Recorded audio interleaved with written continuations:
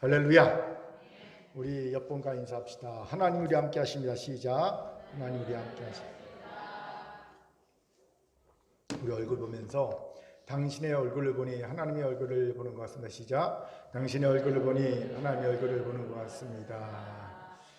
예, 반갑습니다. 온라인으로 예배드리는 분도 하나님이 우리 함께 하십니다. 아멘. 다 저를 주목해 주시기 바랍니다. 우리가 간혹 쓰거나 듣는 말 중에 이런 말이 있습니다. 사람은 고쳐 쓰는 것이 아니야. 사람은 고쳐 쓰는 것이 아니야. 여러분은 이 말이 맞다고 생각하십니까? 아니면 틀리다고 생각하십니까? 제 경험상 대부분의 경우는 이 말이 맞습니다. 사람 잘 안 변하더라고요. 저는 목회를 하면서 이것을 종종 느낍니다. 변한 줄 알았습니다.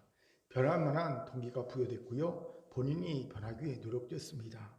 그래서 변한 줄 알았습니다. 그런데 한참의 시간이 흐른 뒤에 우연하게 그를 만나 자세하게 그를 관찰할 수 있게 될 때 깜짝 놀랍니다. 하나도 안 변했더라고요. 그래서 사람은 안 변하는구나 라는 것을 종종 느끼곤 합니다.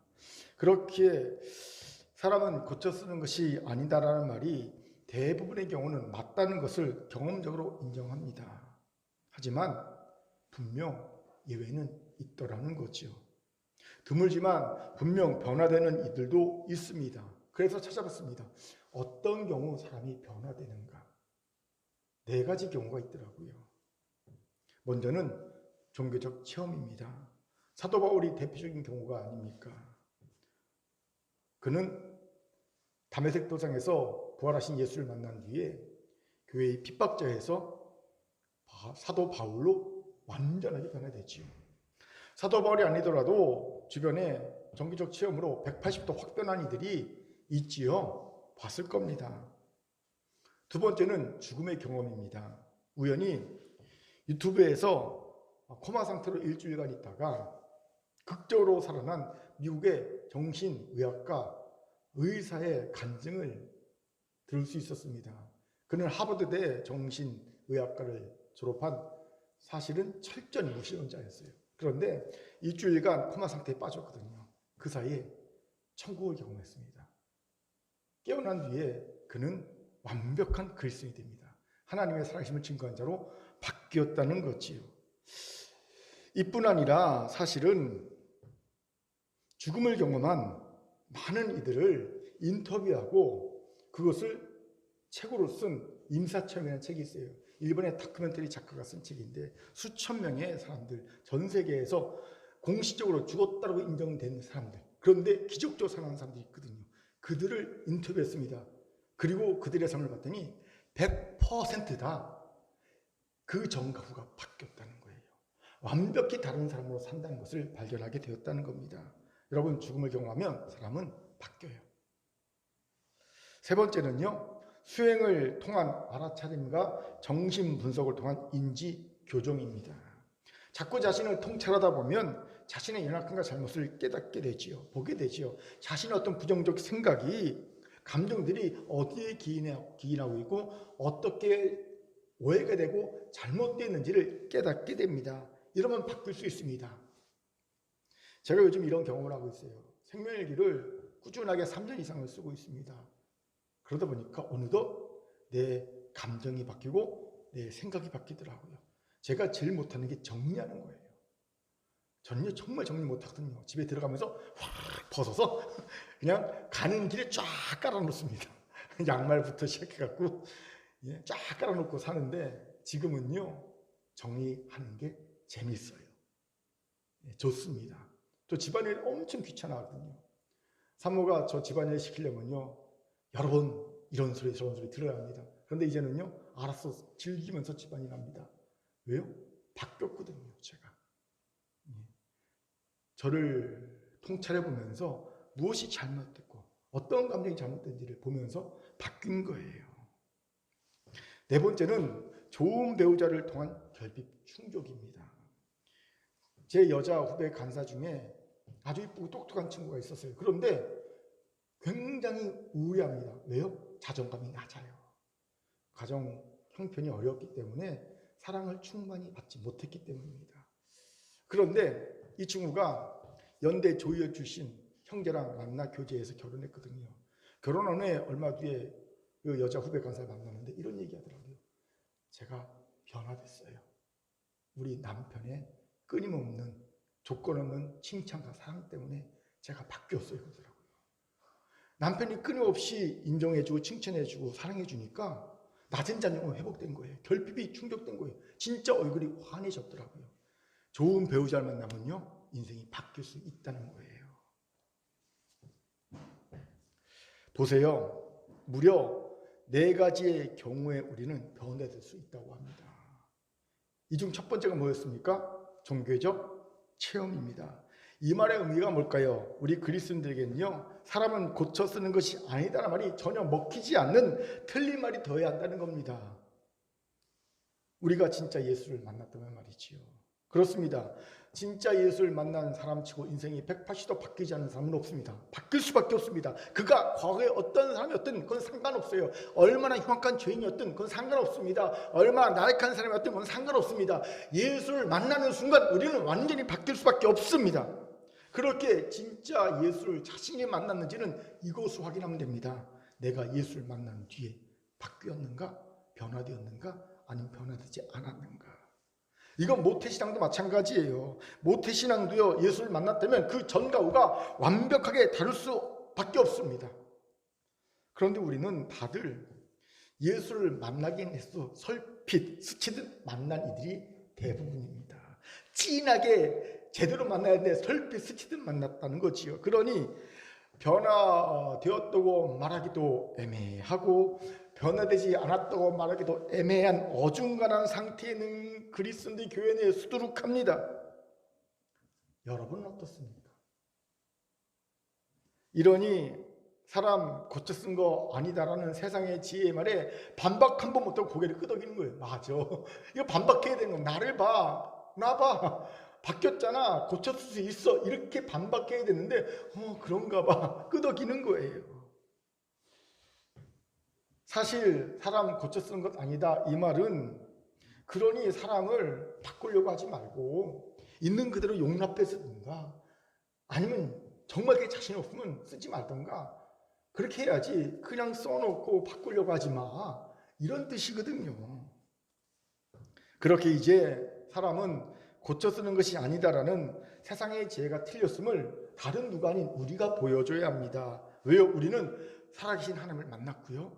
그 아들 독생자 예수 그리스도의 구속연을 받았고요. 성령 하나님이 우리 안에 내주하시면서 교제하시고 교통하시며 우리를 인도하시며 역사를 오늘도 지금 이 순간에도 느끼고 있는 그리스도인들이기 때문입니다. 아멘.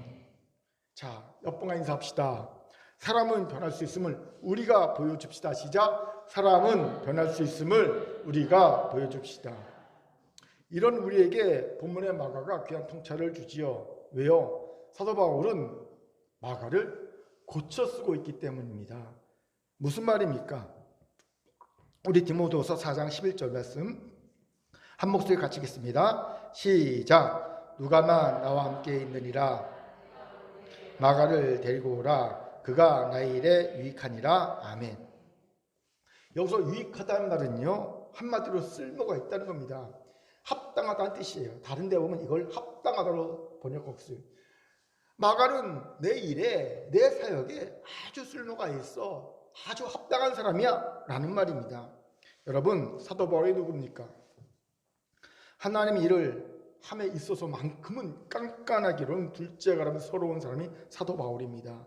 그런 사도 바울에게 이런 평가를 받는 것이 어디 쉽겠습니까? 쉽지 않는 일이지요. 그런데 마가 요한은 이런 칭찬을 받고 있다는 겁니다. 하지만 사도 바울과 마가 요한의 과거의 악연을 생각한다면 이 말은 단순한 칭찬을 넘어선 극찬이라는 것을 깨닫게 됩니다. 이게 무슨 말입니까? 사도 바울과 바나바가 1차 전도 여행할 때 일이지요. 이때 바나바의 조카인 마가 요한이 청년 마가 요한이지요. 삼촌과 함께 1차 전도 여행에 따라 나섭니다. 그런데 그만 전도 여행 초기에 버가라는 곳에서 전도 여행을 포기하고 마가 요한은 예루살렘 엄마 있는 집으로 돌아가 버리지요. 안디옥이 아니라, 그를 파송한 안디옥 교회가 아니라 엄마 있는 집으로 돌아가 버립니다. 이유는 여러 가지를 추정할 수 있어요. 첫째는요, 워낙 부잣집에서 귀하게 자란 도련님이라 고생을 견디지 못했다는 거예요. 그의 어머니는요, 이스라엘에서 부자만 산다는 대치동 한남동 그런 예루살렘 성 안, 거기에서 2층 다락방이 110명 이상을 수용할 수 있는 큰 다락방을 가진 집을 소유한 부잣집 망나니였어요. 여러분, 이 어머니 마리아는요, 예수님이 전도 사역 때 예수님의 경제 후원자였습니다.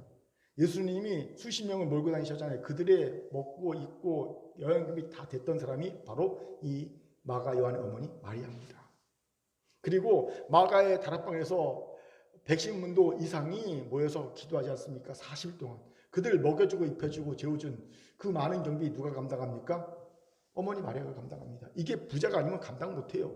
그렇죠? 이걸 다 감당했던 사람입니다. 그런데 이 집이 이 어머니만, 이 아버지 어머니만 부자가 아니라 그 집안 자체가 부자입니다. 삼촌 바나바는 어떤 사람입니까? 섬 구브로에 대토지를 소유하고 있어요. 당시 예루살렘 교회가 경제적으로 크게 궁핍했죠. 사도들이 그것 때문에 골치 아팠습니다. 고민했습니다. 그때 바나바가 자기가 갖고 있는 구브로에 있는 땅을 팔아서 사도들의 앞에 딱 놓습니다. 그래서 사도들이 큰 위로를 받지요. 그래서 이름이 바나바로 바뀐 것 아닙니까? 별명 위로자. 너는 나에게 위로를 줬어. 위로자라는 별명, 바나바라는 이름을 받지 않습니까? 즉 이 집안은요 다 부자예요.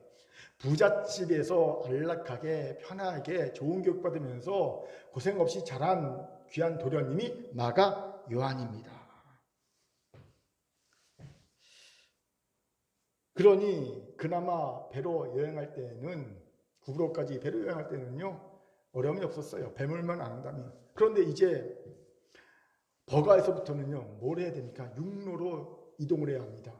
고생 이만저만 아닙니다. 그리고 그 앞에 뭐가 있습니까? 타우루스 산맥이라는 아주 거칠고 험한 산맥이 딱 버티고 있습니다. 거기 타고 올라가야 돼요. 절벽을 기어 올라가야 됩니다. 감당이 안 된 거예요. 이 귀한 부잣집 도련님이. 나 포기. 그리고 중간에 집으로 돌아가고 만 겁니다. 둘째는 이방인 전도에 대한 편견과 선입견 때문이라는 거지요. 공교롭게도 사도 바울이 제일 먼저 전도한 사람은요 로마 총독 서기오 바울이라는 사람이에요. 이런 이방인 전도가 예루살렘 출신 유대 그리스도인이었던 마가에는요 용납하지 못할 일로 여겨졌다는 겁니다. 그에게는 아직 이방인은 나중이라는, 이방인 전도는 유대인들이 다 구원받고 난 뒤에 나중이라는 그 당시에 신학적 편견과 선입견이 있었다는 거지요. 이걸 깰 수 없었던 겁니다. 그러니 사도 바울의 처사가 마땅치 않죠. 아니 디아스포라 유대인, 흩어진 유대인들을 전도하기도 급한데 무슨 로마 총독을 먼저 전도해? 틀렸어 생각한 거죠. 그리고 그는 중도에 포기하고 떠났다는 겁니다. 세 번째는요 바울에 대한 개인적인 못마땅함 때문에 떠났다는 거예요. 무슨 말입니까? 원래 1차 전도여행의 리더는요 바나바입니다. 삼촌 바나바였어요. 그런데 서기오 바울을 전도한 뒤에 미묘하게 이 전도단 내에서 이 리더십의 변화가 감지됩니다. 리더가 바뀐 느낌을 마가가 느낀 거예요. 바나바에서 바울로. 그것을 성경에서 약간 보여줍니다. 우리 사도행전 13장 13절 한번 읽어볼까요? 시작. 바울과 및 동행하는 사람들이 바보에서 배 타고 밤빌리아에 있는 버가에 이르니 요한은 그들에게서 떠나 예루살렘으로 돌아가고. 여기서 주목할 구절이 바울과 및 동행하는 사람들입니다. 바나바 및 동행하는 사람들이 아니에요. 사실 이 13절 이전까지는요 바울과 바나바가 같이 언급될 때 반드시 바나바가 먼저 언급됩니다. 바나바 바울, 바나바 바울 이렇게 언급되거든요. 그런데 최초로 바울이 먼저 언급되고 있어요. 바울과 및 그와 동행하는 사람들이라고. 무슨 말입니까? 이 전도단 내에서 리더십이 변화가 있다는 겁니다. 왜일까요? 서기오 바울을 전도할 때 이런 일이 있었거든요. 서기오 바울은요 자연과학에 관심이 많은 자연과학자였다고 합니다. 그래서 그는요 식객을 많이 뒀어요. 이런저런 유명한 식객을 많이 뒀는데 그 식객 중에 누가 있었냐면요 바예수라는 유대인 마술사가 있어요. 마술사가 있어요. 근데 그 당시 마술사는요 뭐 박사예요. 그러니까 뭐 신비주의 뭐 등등 뭐 많은 것들 아는 사람이에요. 그가 식객으로 있었는데 서기오 바울을 전도하니까 이 바예수 엘루마라고도 하거든요. 방해를 합니다. 이때 바울이 크게 그를 꾸짖습니다. 그리고 그 자리에서 그의 눈을 멀게 합니다. 바울이 한마디 하니까 눈이 멀어버린 거예요. 그걸 보고 서기오 바울이 예수를 믿게 되거든요. 자, 전도단이 그런 바울의 모습을 본 겁니다. 우와, 말 한마디로 장님을 만들어버려? 그림이 그려지지 않습니까? 사람들이 바울을 어떻게 대했을지 바울을 이렇게 막 경외의 눈빛 쳐다보기 시작할 거 아닙니까? 그러면서 이 전도단 내에서 이 권력 순위가 리더십이 살짝 미묘한 변화를 겪습니다. 바나바와 바울이 아닌 바울과 바나바로. 이거를요 부잣집 도련님 마가야니 느낀 겁니다. 이 미묘한 변화를.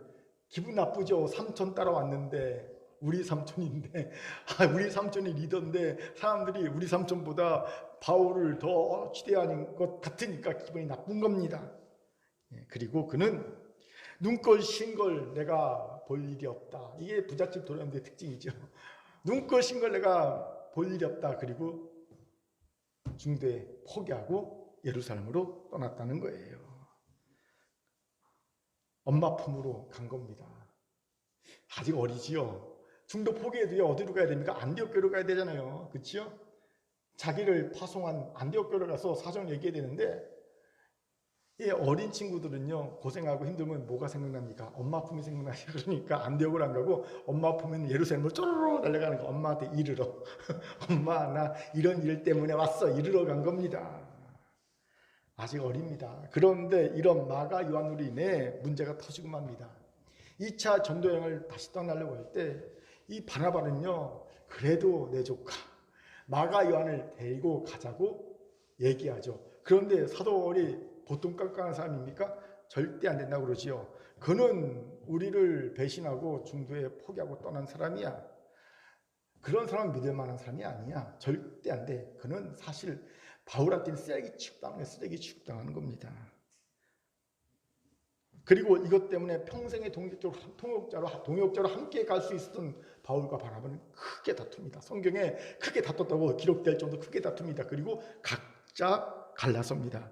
분명 나중에 화해는 했겠지만 사역을 같이 하지 않고 끝까지 각자의 길을 가는 것을 보게 됩니다. 우리 같이 사도행전 15장 36절부터 41절까지 한번 읽어볼까요? 시작! 며칠 후에 바울이 바나바더러 말하되 우리가 주의 말씀을 전한 각 성으로 다시 가서 형제들이 어떠한가 방문하자 하고 바나바는 마가라 하는 요한도 데리고 가고자 하나 바울은 밤빌라에서 자기들을 떠나 함께 일하러 가지 아니한 자를 데리고 가는 것이 옳지 않다 하여 서로 심히 다투어 피차 갈라서니 바나바는 마가를 데리고 배 타고 구브로로 가고 바울은 신라를 택한 후에 형제들에게 주의 은혜에 부탁감을 받고 떠나 수레와 길리기아로 다니며 교회들을 경고하게 하니라. 아멘. 기억하십시오. 한 사람의 철없음과 연약함은 그의 문제로만 국한되지 않는다는 겁니다. 그것은 어쩌면 공동체의 문제로 또한 심하면 하나님의 큰이라는 종들의 문제로까지 비화될 수 있다는 거예요. 그 어린아이의 변덕과 어린아이의 연약함이 사실은 어마어마한 결과를 낳을 수 있다는 거예요. 이런 생각해 보세요. 사도 바울같이 고시식간 얘기에 지켰습니다. 그것도 제대로 지켰지요. 제대로 지킨 겁니다. 그런 이가 다시 신뢰를 회복하기가 쉽겠습니까? 한 번 지켰는데 신뢰 회복이 쉽겠습니까? 무지 어려웠을 겁니다. 그러니 놀랐다는 겁니다. 제가 괜히 칭찬이 아니라 극찬양 말을 한 것이 바로 여기에 있어요. 이런 과거 배경이 있기 때문에 그는 내게 아주 유용해, 그는 아주 내게 합당해, 쓸만해, 이렇게 사도 바울이 평가하는 것이죠. 이건 그냥 칭찬이 아닙니다. 마가 요한한테는 극찬이에요. 극찬. 여기서 중요한 의심이 생기지요. 어떻게 이런 극적인 변화가 일어날 수 있었을까요? 짐작하건대 마가 요한이 자신을 변화시키려고 그래서 잃어버린 신뢰를 회복하려고 부단히 노력했을 것 같습니다. 실제로 바울은 골로새에서 마가의안이 자신에게 감옥에 갇혀 있다라고 얘기합니다. 아마도 에베소 교회일 거라고 추정을 합니다. 예. 또 빌레몬서에서는요, 바울이 마가의안을요 동역자라고 표현하는 것을 봅니다. 마가가 그동안 부단히 신뢰를 회복하기에 노력했다는 것을 알 수 있는 대목이지요. 그런데 여기에서 우리가 주목해야 할 놀라운 사실이 있어요. 오늘 본문에 바울의 극찬이 가져온 변화입니다. 사실 마가 입장에서는요, 철없던 시절의 실수가 뼈아픈 실수지요. 평생 그를 따라다니는 꼬리뼈 같은 실수입니다. 마가는 평생 큰 실수를 몇 번 했어요. 첫 번째 실수가 예수님이 골고다 언덕으로 십자가를 지고 올라가실 때 호기심으로 혼입을 덮고 쫓아가다가 들키자 혼입을 벗어 던지고 누드도 벗어먹어 도망치는 마가 요한, 그것도 누드로 도망친 마가 요한은 뼈아픈 그런 실수가 한 번 있고요. 두 번째가 버가에서 이거 못해 그리고 전도여행 하다가 도망친 마가라는 실수가 한 번 있고요. 그리고 세 번째 2차 전도여행 때 자신 때문에 바울과 바나바라는 거성들이 싸워서 갈라서는 끔찍한 결과를 낳는 그런 실수, 세 번의 실수가 있었습니다.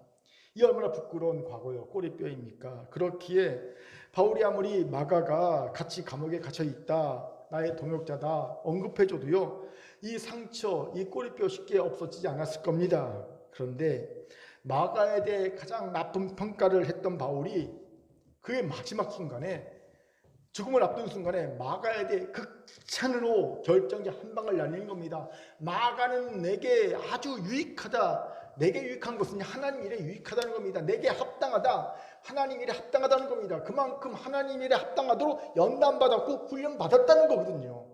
예, 쓸모 있게 규모 있게 훈련받았다라는 겁니다.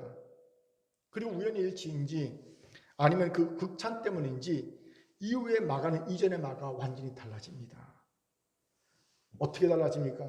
이때부터 눈에 띄는 업적을 남깁니다. 최초의 복음서인 마가복음서를요 이후에 씁니다. 그리고 이집트의 알렉산드리아에 가서 큰 북역사를 일으킵니다. 잃어버린 마가를 찾아서라는 책을 쓴 김성일 작가에 의하면요, 사실 이전까지의 마가는 부친의 사업을 이어받아 큰 사업을 하던 사람이었다고 합니다. 그는 베네치아에 가서 큰 사업을 하고요, 또 로마까지 가서 큰 사업을 계획하던 사업가였다는 거지요. 그가 베드로를 로마에서 만날 때도 사업차 로마를 방문했을 때 만났을 거라고 얘기합니다. 무슨 얘기입니까? 그는 주는 사업이에요. 이전까지의 마가는 주는 사업입니다. 하지만 사업하는 중간중간에 뭡니까? 주의 사역자도 후원하고 돕는 일을 했다는 거예요. 예, 주는 사업이고 후원, 돕는 것은 부르했던 사람이었다는 겁니다. 그런데 바울의 극찬 이후에 마가는 달라집니다. 그리고 눈에 띄는 업적을 남깁니다.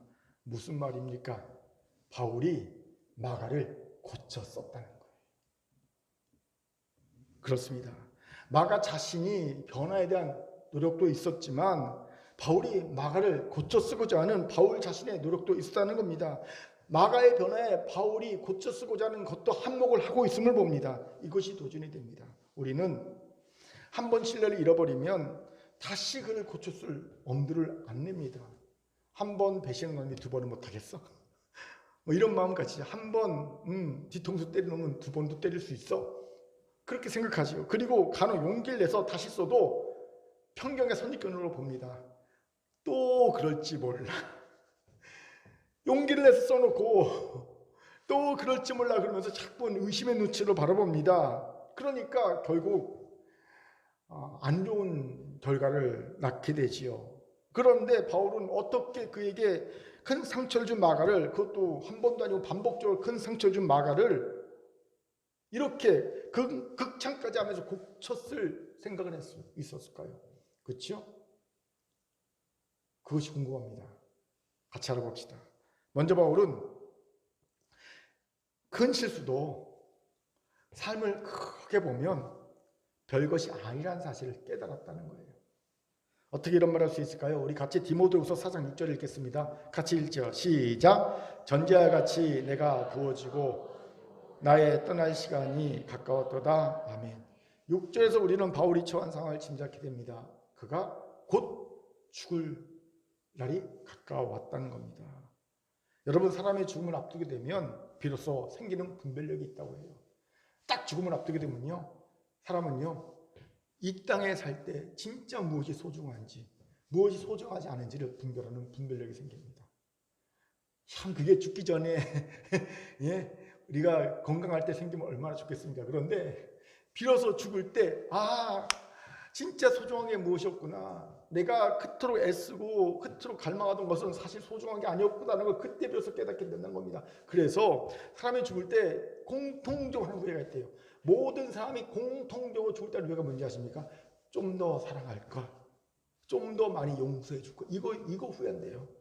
돈 많이 벌 걸, 좀 더 많은 지식을 얻을 걸, 좀 더 명예를 낼 걸, 뭔가 좀 대단한 일을 이룰 걸, 이거 후회하는 게 아니라 조금 더 사랑할 걸, 조금 더 용서를 해줄 걸, 이거 후회한다는 거예요. 공통적으로. 바울이하고 그렇지 않겠습니까? 그의 삶이 이제 마지막에 다다랐는데, 어쩌면 바울은 자신이 오래전에 용서하고 화해한 마가가 그럼에도 불구하고 왠지 위축되고 사역에 전면에 나서지 않고 그냥 후원자로만 이렇게 만족하는 모습을 보면서 안타까웠는지 모르겠어요. 그냥 사업 열심히 하면서 뒤에서 후원하는 마가를 보면서 안타까웠을지 모르겠습니다. 그런 바울이 죽음을 앞둔 상황에서 다시 마가의 실수를 관조해 보았다는 거지요. 그리고 그때는 그것이 그렇게 중요하게 보였는데 그건 정말 큰 실수 보였고, 절대 그런 실수 해서는 안 되는 실수, 정말 그거는 주의 사람이 일꾼이 해서는 안 되는 실수라고 치명적 실수로 생각했는데, 이제 보니 그럴 수 있는 별것도 아닌 실수일 수 있겠구나, 이렇게 생각했다. 그렇게 바울은 마가를 극찬합니다. 그는 내게 아주 쓸모있는 사람이라고. 이 말은 하나님의 쓸모있는 일꾼이라는 겁니다. 고쳐 쓰고자 하는 거예요. 이것에 주목합시다. 인생을 살다 보면, 크게 보면 별것도 아닌 일이 작게 보니까 별일이 되는 게 많더라고요.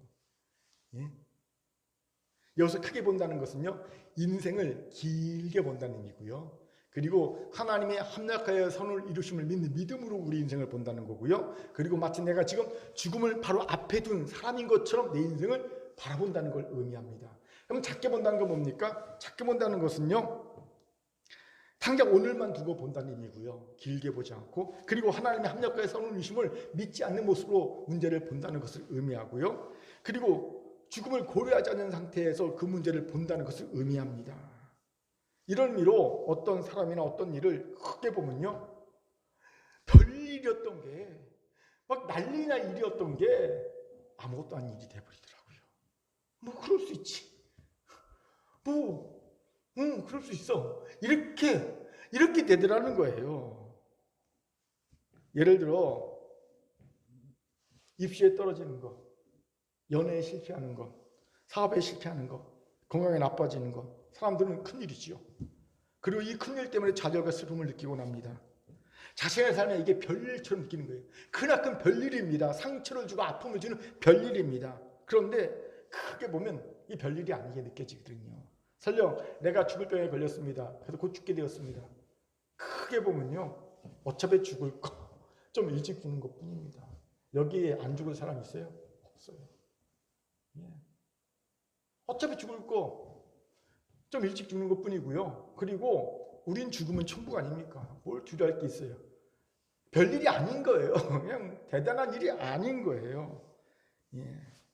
이런 크게 보는 마음이 있으면 내게 실수를 하고 내게 상처를 주는 사람들 달리 보입니다. 일단 내가 받은 상처가 별 의미가 없거든요. 데미지가 없어요. 그러니 그의 나쁜 감정이 생길 리가 없어요. 있어도요, 그냥 풀어집니다. 내가 큰 데미지를 받아야, 상처를 받아야, 아픔이 있어야 뭐 그것에 대해서 크게 생각하죠. 크게 보니까 별것도 없어요. 별 상처를 못 느끼는 거야. 그러니 뭐 그에 대해서 나쁜 감정 있을 리가 없죠. 이렇게 되거든요. 그렇게 그를 보면서 고쳤을 마음이 생기는 겁니다. 그렇게 여러분, 누군가를 고쳤으려면요, 삶을 크게 봐야 합니다. 그런데 문제는 삶을 크게 보는 사람보다 작게 보는 사람이 훨씬 더 많다는 거예요. 그러니 사람은 고쳐 쓰는 것이 아니야라는 말이 이 세상적 지혜가 정답이 되어버리는 어처구니 현실을 보는 거예요. 세상의 지혜는요, 이걸 모르기 때문에 고쳐 쓰는 게 아니라는 게 정답이거든요. 그렇게 이제 여러분 삶을 크게 봅시다. 좀 길게 보고요, 전체로 길게 보고요, 합력과 선을 이루신 하나님의 능력 하에서 우리의 삶을 봅시다. 그리고 내가 오늘 죽음을 앞둔 상태인 것처럼 내 일생에서 일어난 이 사건에서 뭐가 진짜 중요한지 그걸 판단해 봅시다. 그럼 별것 아닌 게 되거든요. 내가 이룬 게, 손해난 게 사실 별게도 아니고 이것 때문에 내가 얻은 게 더 많다는 걸 깨닫게 될 수 있거든요. 이러면요, 풀지 못할 오해도 없어요. 쌓아둘 억울한 일도 없어요. 회복하지 못할 관계도 없어요. 크게 보면요, 뭐가 문제가 되겠습니까? 그냥 다 그렇게 넘어가는 게 인생이지. 제가 예전에 이거 잘 몰랐거든요.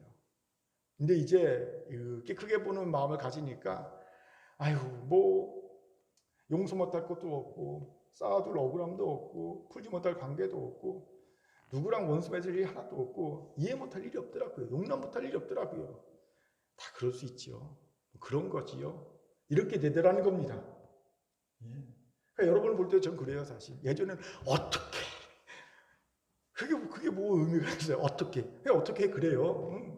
장로가 어떻게, 권사가 어떻게, 집사가 어떻게 막 그러죠. 근데 뭐 그럴 수 있지 뭐. 그렇죠? 그렇게 되더라고요. 여러분 크게 봅시다. 오늘 이 은혜가 우리 가운데 있기를 주의 이름으로 축원합니다. 아멘. 옆분과 인사합시다. 삶을 크게 봅시다. 시작. 삶을 크게 봅시다. 둘째, 바울이 마가를 극찬해서 고쳤을 수 있던 이유는요, 실수가 없는 인간은 없다는 것을 깊게 깨달았기 때문이라는 겁니다. 우리 디모데후서 4장 10절을 힘있게 읽겠습니다. 시작. 대만은 이 세상을 사랑하여 나를 버리고 데살로니가로 갔고 그레스게는 갈라디아로 디도는 달마디아로 갔고. 아멘. 10절에서 우리는 늙어 죽을 날만 기다리던 사도 바울에게 가슴 아픈 현실이 닥칠 수 봅니다.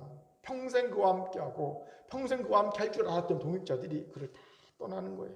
특히 대만은요, 세상을 사랑해서 세상으로 갔습니다. 즉 배신의 칼을 딱 꽂고 가버릴 거예요. 그리고 나머지 동역자들도, 함께할 동역자들도요, 이게 네로의 핍박식이거든요. 네로의 핍박을 받아 뿔뿔이 다 흩어져 버렸습니다. 외로운 지형입니다.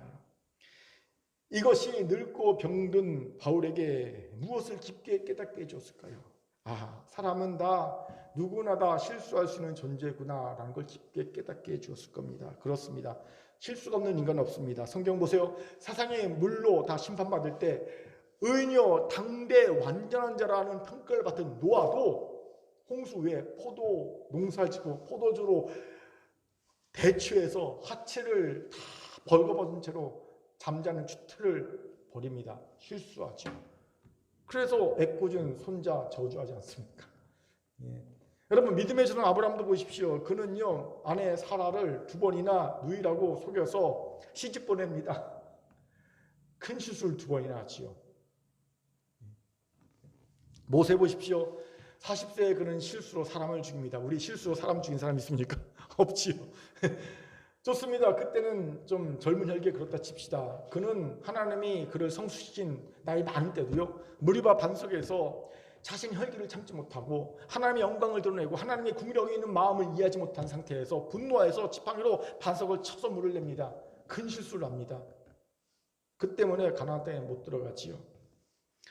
그럼 하나님의 마음에 합한 자라는 평가를 받던, 대단한 평가 아닙니까? 하나님의 마음에 합한 자라는 평가를 받은 다윗은 어떻습니까? 다윗은요 충직한 바와 우리아의 아내 밧세바를 취하는 큰 실수를 범하지 않습니까? 무슨 말입니까? 이게 인간의 실존이에요. 실수는 인간의 특징입니다. 이런 인간의 실존을 이해해야 합니다. 하나님은 이런 인간들 고쳐 쓰는 분입니다. 아니 정확히 말하면요, 하나님은 이런 인간을 재창조해서 새로운 피조물로 쓰시는 분입니다. 이것을 이해하게 되면 용납 못할 사람도 없고 이해하지 못할 사람도 없고 고쳐 쓰지 못할 사람도 없어지는 거예요. 도리어 실수를 했음에도 보통은 포기하거든요. 에이 끝났어. 근데 나는 저 사람한테 이제 신뢰 얻기 끝났어. 될 대로 되라. 이러지 않고 실수를 했음에도 다시 어떻게 하든지 신뢰를 회복하기 위해서 실수를 만회하기 위해서 애쓰는 사람을 보면요, 기특하게 여기시는 거예요. 아이고, 노력한다, 애쓴다. 바울이 마가를 보면서 그랬다는 거예요. 애쓰네. 예. 이것을 주목합시다. 우리는 실수에 관대하지 않습니다. 아니, 정확하게 말하면요, 나와 어떤 관계에 있는 사람인가에 따라, 그 사람의 실수인가에 따라 사악해지기도 하고, 더없이 사악해지기도 하고, 더없이 관대해지기도 합니다. 재미있는 책이 있어 하나 소개합니다. 제목이 참 재미있어요. 한없이 사악하고도 더없이 관대한 이런 책이 있어요. 이 책에 이런 글이 있어 소개합니다. 결과적으로 어떤 행위가 선하게 느껴지는 것은 누가 그리고 왜 그 행위를 했는가에 달려있다. 어떤 행동이 선하게 느껴지는지 또는 그렇지 않은지는 또한 우리와 그들이 하는 결정적인 구별에 달려있다. 우리가 실수하면요 관대해지지만 그들이 실수하면요 아주 더없이 사악해진 게 우리입니다. 이건 제 경우죠. 저는요 제가 좋아하는 대통령 후보가 나오면 그가 실수하면요 관대해진다. 그럴 수 있지 뭐 사람이. 하지만 제가 싫어하는 대통령 후보가 실수하면요 더없이 사악해져 비난합니다. 그게 저러더라고요. 더없이 사악해지더라고요. 예. 이러면 절대 사람을 고쳐쓰지 못합니다. 내 곁에 남아있을 사람이 없기 때문이죠. 그렇게 누구나에게 동일하게 관대해야 합니다. 왜 꼭 이래야 합니까? 우리는 그 이유를 이미 잘 압니다. 우리는 이미 1만 달란트 빚을 탕감받은 관대함의 선물을 받은 사람입니다. 우리는 이 관대함의 선물을 하나님께 받았습니다. 그러기에 하나님 우리에게 명령하십니다. 요구하십니다. 내가 너에게 관대함의 선물을 주었기에 너도 다른 사람에게 실수하는 사람에게 관대해야 돼 라고 요구하시고 명령하십니다. 그렇게 우리는 관대해야 합니다. 그가 원한다면 고쳐줄 수 있어야 합니다. 특히 이 부분이 저를 돌아보게 하더라고요. 실수한 이들에게 진짜 내가 정직하게 관대한가를 자꾸 내게 묻더라는 겁니다. 내 양심이 자꾸 내게 물어요. 왜 자꾸 내게 물을까요? 자신이 없기 때문입니다. 진짜 관대하기 위해서는요 말로만이 아니라 내가 그 관대함 내 손해를 보고 그 관대함 때문에 책임지려 하는 것까지가 포함된다는 걸 제가 알거든요. 누구든 말로는 관대해 줄 수 있죠. 말로는 다 용서하고 다 이해하고 용납하고 품어줄 수 있습니다. 그런데 내가 그 관대해지려고 손해를 감수하고 관대해지려고 내가 책임지는 것까지라고 생각하면요 그때는 관대하기가 참 어렵습니다. 그런데 제 양심이 제 관대함에 야 손해 보려고 하는 마음이 빠졌잖아. 끝까지 책임져주는 마음이 빠졌잖아. 자꾸 찌르더라고요. 내 양심이 저를 고발하는 걸 제가 깨달았습니다. 여러분은 어떻습니까? 여러분은 진짜 관대합니까? 그것도 나랑 별로 상관없는 그들에게 관대합니까? 아니 그들이 아닌 원수에게 내가 평소에 나쁘게 생각하는 그런 이들에게까지도 관대합니까? 세상은요 이러면 바보 취급하고요 이용해 먹으려 할 겁니다. 그렇게 사실 관대해지기가 두려운 게 사실이지요. 이런 제게 우리에게 큰 울림이 되는 사정이 하나 있어 소개합니다. 대학교 수업 시간에 한 여학생이 애 엄마 같아요. 베이비시터를 못 구해서 어쩔 수 없이 아기를 데리고 수업에 참여했습니다. 그런데 아기가 그만 수업 시간에 울어서 수업에 큰 방해를 주었어요. 그래서 교수가 아기 엄마에게 다가옵니다. 그러더니 아기를 자신이 안아댑니다. 그리고 우는 아기를 달래서 울음을 그치게 하더니 아기를 안고 수업을 계속 진행합니다. 제가 생각하는 관대함은요 우는 아기가 있으면 괜찮아. 애는 우는 거야. 자, 우리 여러분 신경 쓰지 말고 수업합시다. 여기까지는 갔어요. 그런데 이 교수가 보여준 관대함은요 벗어나더라고요. 와서 자기가 아기를 안아서 아기를 달래고 그리고 자기가 아기를 안고 그 여학생은 편하게 수업을 들을 수 있도록 자기가 안고 자기가 수업을 진행하는 거. 여기까지가 관대함이더라고요. 아, 내 관대함이 무엇이 빠졌는지를 깨닫게 해준 그림이었습니다. 여기서 이런 의구심이 들 수 있습니다. 이런 실수는 봐줄 수 있다고 생각합니다. 하지만 좀 심각한 실수를 해도 무조건 관대하게 대하면 심각한 실수도 우습게 여기지 않을까요? 물론 그럴 수 있습니다. 부작용이 생길 수 있지요. 언제든 나타날 수 있는 것이 부작용입니다. 그런데 아십시오. 우리는 실수에 대해 관대해야 하지만 죄에 대해서는 다른 태도를 취해야 합니다. 무슨 말입니까? 간단합니다. 실수는 인간의 특성이지요. 하지만 지나간 실수에 빠져서 헤어나지 못하고 계속 그 실수를 반복할 때 그 실수는요 죄가 됩니다. 여러분 반복되는 실수는 죄인 거예요. 그리고 죄는요, 우리가 판단하는 영역이 아닙니다. 죄는요, 하나님이 판단하는 영역입니다. 하나님이 죄를 용서하시면 우리는 용서하면 되고요. 하나님이 죄에 대한 대가를 지불하라 하시면 지불하게 하면 됩니다. 하지만 우리는 실수는 관대할 수 있습니다. 그리고 다시 그에게 기회를 주십시오. 그를 다시 고쳐 쓸 수 있도록 노력하시기 바랍니다. 사랑하는 큰교회 성도 여러분, 혹시 설교를 듣는 중에 실수했는데 관대하게 대하지 않고 그냥 방치하니까 생각납니까? 나한테 실수했어. 누군가 실수했어. 그래서 그냥 신경 쓰지 않고 그냥 내버려 두고 있는 이가 있습니까? 다시 그를 고쳐줄 수 있는 관대함과 용기와 지혜와 기회를 달라고 기도하시기 바랍니다. 하나님이 그 기도에 응답하실 줄 믿습니다. 아멘. 자, 옆분과 인사합시다. 실수 없는 인간은 없습니다. 실수에 관대합시다. 시작. 실수 없는 인간은 없습니다. 실수에 관대합시다. 아멘. 세 번째로 바울이 마가를 극찬해서 고쳐줄 수 있었던 이유로는요, 마가에게 숨겨져 있던 가능성을 발견했기 때문임을 봅니다. 무슨 말입니까? 본문에서 바울은 마가가 자기 일에 유익하다, 합당하다고 얘기합니다. 쓸모가 있다 말합니다. 왜일까요? 이것을 알기 위해서는요, 마가가 가진 은사를 알아야 합니다. 자, 여러분, 마가의 은사가 뭘까요? 첫째는 그 누러진 은사, 부자. 여러분, 부자라는 거 은사입니다. 예, 아주 그것도 큰 은사입니다. 여러분 재물이 많다는 것은요, 아주 하나님이 살아가는데 아주 유용합니다. 은사입니다. 예, 이 은사를 받기를 기도하시기 바랍니다. 저는요, 우리 큰교회 성도들이 이 은사를 다 받았으면 좋겠어요. 예. 두 번째는요, 헬라어에 능통합니다. 헬라어에 능통합니다. 제 외국에 능통하다고, 이거 은사잖아요. 그렇죠? 그래서 그는요, 바울의 통역사 역할도 하고요, 마가복음도 바울의 말을 듣고 쓰지 않습니까? 헬라어로. 예. 그리고 세 번째는요, 사업가입니다. 큰 사업을 했어요. 베네치아에서도 큰 사업을 했고요, 로마에도 사업을 했고요. 그렇기 때문에 그는요, 세상을 보는 안목이 넓습니다. 온갖 정보에 능통합니다. 그리고 인맥도 넓습니다. 사업가는 인맥이 넓어야 되잖아요. 넓습니다. 네 번째는요, 마가는 이미 큰 실수를 여러 번 했기 때문에 실수에 대한 항체가 있어요. 면역력이 있습니다. 다시 실수하지 않을 가능성이 높다는 겁니다. 자, 이 중 무엇이 바울에게 마가는 내게 유익하다고 말한 요인이 되었을까요? 하나가 아닐 겁니다. 전부 다일 겁니다. 이 모든 것을 다 포함해서 마가는 내게 유익하다. 생각해 보세요. 바울은 감옥에 갇혀 있습니다. 늙고 병들었습니다. 정보가 제한되어 있어요. 예, 움직일 수 없습니다. 이럴 때 마가 요원이 얼마나 많은 도움이 될까요? 세상 돌아가는 거 다 가르쳐 줄 겁니다. 와서. 그렇죠? 어떻게 지금 로마 정부가 어떤 일을 벌이고 있고, 지금 어떻게 지금 세상이 어떻게 돌아가고, 이게 다 알려줄 겁니다. 그리고 부자잖아요. 여러분, 감옥에 갇혔다고 돈이 안 됩니까? 아니, 돈이 더 많이 듭니다. 그렇죠? 감옥 뒷바라지 하면 돈이 더 많이 들죠. 그런데 마가 요한은요, 부자잖아요. 많이 유용할 겁니다. 정말 많이 유용할 겁니다. 그렇게 바울에게 있어 마가 요한은 어쩌면 정말 꼭 필요한 삶이었던 것 같습니다. 이렇게 생각하면, 그런데 바울이 마가 요한을 이용해 보려고 한 거 아니야? 이런 생각이 들 수가 있지요. 오해할 수 있습니다. 결코 그렇지 않습니다. 우리가 바울이 자기 일에 마가 요한이 유익하다고 극찬한 결정적 이유 또 하나를 알아야 합니다. 그게 뭡니까? 바로 마가의 가능성입니다. 무슨 말입니까? 이미 초대교회를 이끌던 리더들은 죽을 날만 받았던 거예요. 실제로 이 편지 이후에 베드로도 순교하고요, 바울도 순교합니다.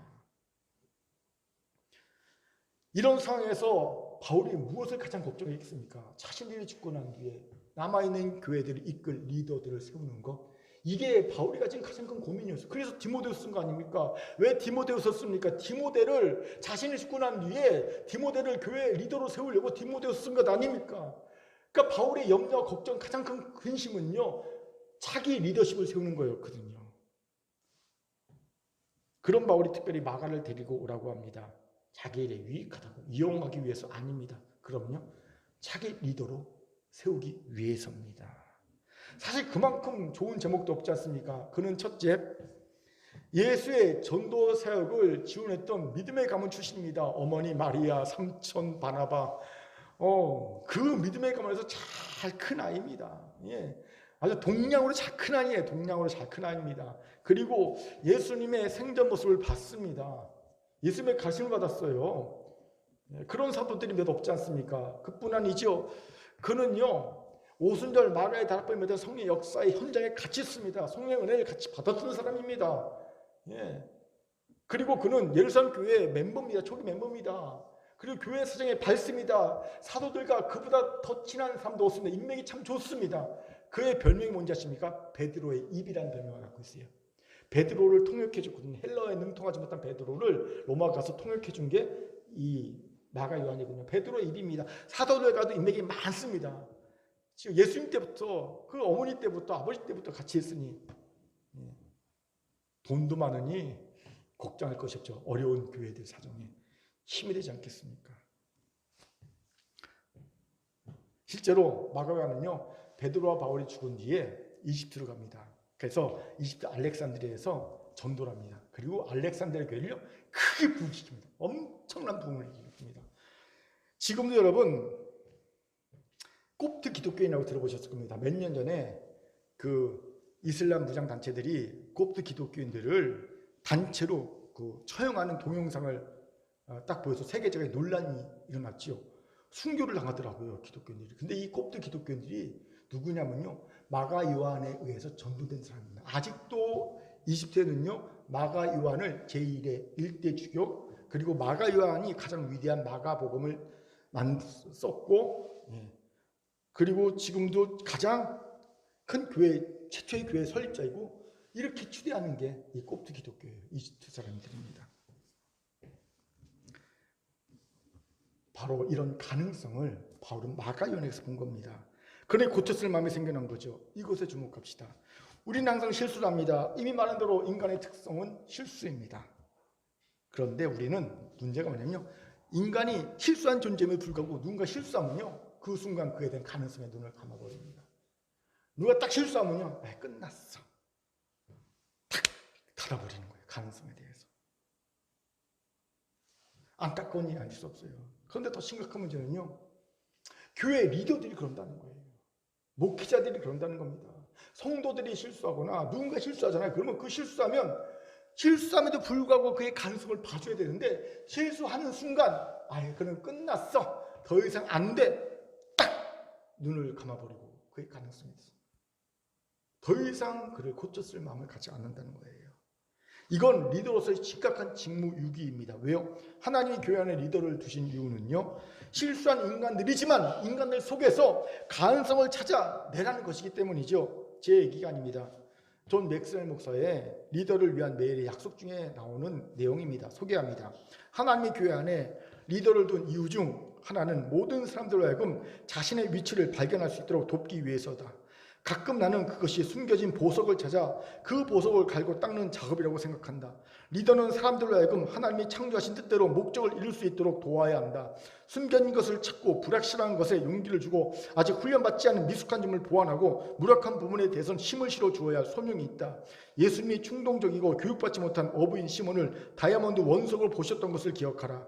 예수님은 심지어 베드로를 반석이라는 뜻의 개바로 부르셨다. 예수님이 당신 안에 내재된 잠재력을 보신 것과 같이 예수님은 리더가 사람들 안에 내재된 가능성을 발견하고 개발시키기를 원하신다. 그렇습니다. 하나님이 교회 안에 리더를 세우신 이유 중 하나는 실수한 사람들 속에서 가능성을 발견해주고 가능성을 북돋아주고 그 가능성에 도전해서 가능성 현실을 만들게 하라는 거예요.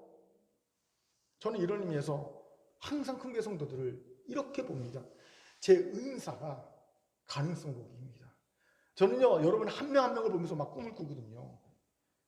나이와 상관없이, 여러분 연약함과 여러분의 한계와 상관없이 저는 항상 가장 큰 꿈을 꿉니다. 가능성의 꿈을 꿉니다.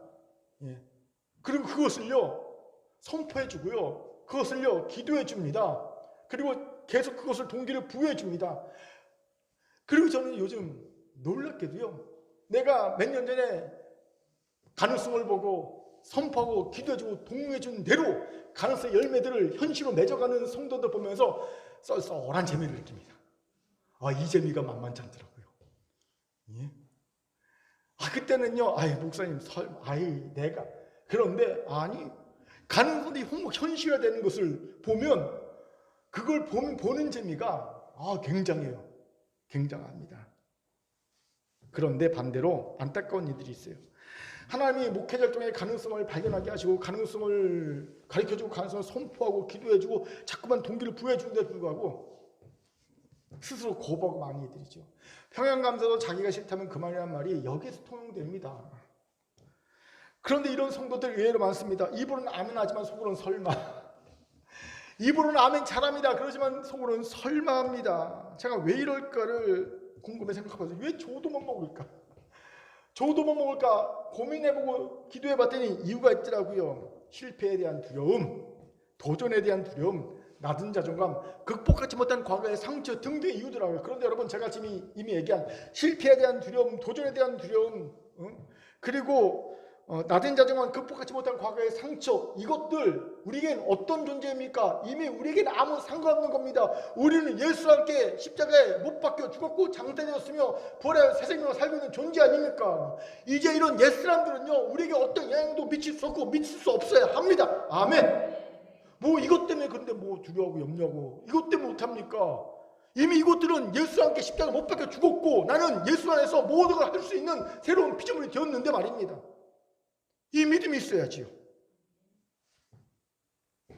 그렇게 이제 하나님이 목회자를 통해 여러분의 가능성을 발견하고 가능성을 가르쳐주고 가능성을 믿음으로 선포하면 아멘하고 입을 크게 열어 꿀꺽 자기 것을 받아 먹어야 합니다. 그럴 수 있길 바랍니다. 그러면요, 보세요. 그게 씨앗에서 여러분의 신앙에 탁 심겨지고요. 그리고 제가 계속 말씀을 통해 기도를 통해 계속 양분을 공부하거든요. 싹나고요, 줄기나고 잎나고 열매 맺고, 그래서 하나님 영광 돌리게 되는 거예요. 예. 여러분, 그 가능성 요구하는 수고, 헌신, 열정, 대가 지불하세요. 가능성에는 항상 수고, 열정, 헌신, 대가가 지불되거든요. 어쩌면 순간에 실패할 수 있습니다. 근데 여러분, 이건 통과 의례예요.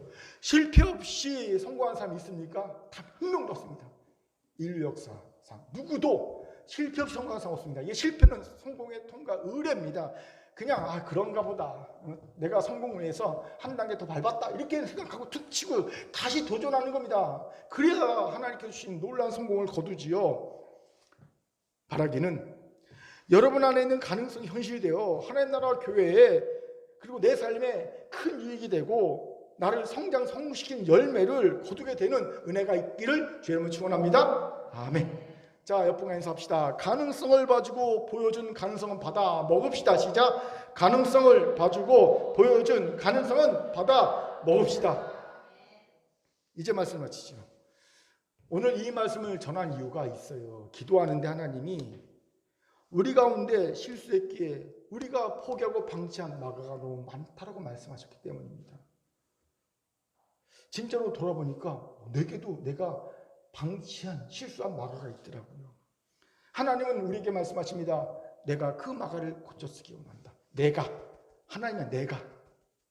그런데 더 놀라운 말씀하세요. 나는 그저 그 실수한 마가를 고쳐 쓰려고 하나님께 데려왔는데 하나님은요, 그를 고쳐 쓰는 수준이 아니라 그를 재창조해서 새로운 피조물로 만들어 쓰시겠다고 말씀하신 거예요. 제가 이 말씀 들으면서 기대가 되면 가슴 막 떨리더라고요. 심장이 콩닥콩닥 뛰더라고요.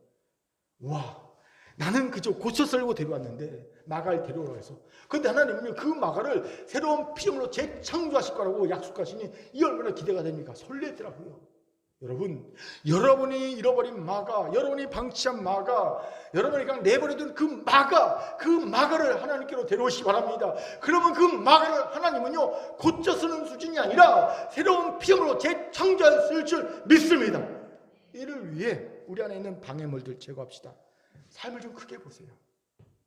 인생 전체를 두고 길게 보고요. 하나님의 합력과의 선언심을 믿는 믿음으로 보고요. 이제 막 죽음을 앞둔 상태인 것처럼 그렇게 한번 그걸 보세요. 별것 아니네. 당시에는 큰일, 하늘이 무너진 일같이 보였는데 보니까 별것 아니네. 느낄 겁니다. 두 번째, 누구나 실수합니다. 인간은 실수가 특징입니다. 그래, 실수에 관대해집시다. 우리한테도 관대해질 뿐 아니라 그들한테도 관대해져야 합니다. 그리고 관대해지기 위한 여러분 대가 그리고 책임 지셔야 합니다. 세 번째, 실수했음에도 가능성을 찾아줍시다. 실수했으니까 가능성의 문을 딱 닫아버리지 말고 실수함에도 가능성을 이야기해주고 가능성에 도전해주도록 합시다. 이럴 때 우리 주변에 있는 실수에서 기가 팍 죽어있던 마가, 그래서 전면에 나서지 못하고 뒤에서 찔까지 후원만 하고 있는 마가가 전면에 나설 겁니다. 우리는 그 마가를 데려올 수 있습니다. 하나님 그 마가를 고쳐 쓰는 수준이 아니라 새로운 피조물로 재창조하여 쓰실 겁니다. 이런 내가 우리 모두의 길을 주의 이름으로 축원합니다. 아멘. 하나님의 말씀이었습니다. 기도하겠습니다. 사랑과 자비하는 참 감사합니다. 우리 안에 마가가 있습니다. 우리가 실수했다고 방치한 마가가 있습니다. 하나님 그 마가를 적게 데려오게 하시고, 하나님 그 마가를 하나님 고쳐 쓰는 수준이 아니라 재창조의 새로운 피조물로 만들어 쓰신 놀라운 역사를 우리가 경험케 하여 주옵소서. 감사드리며 예수님 이름으로 기도합니다. 아멘.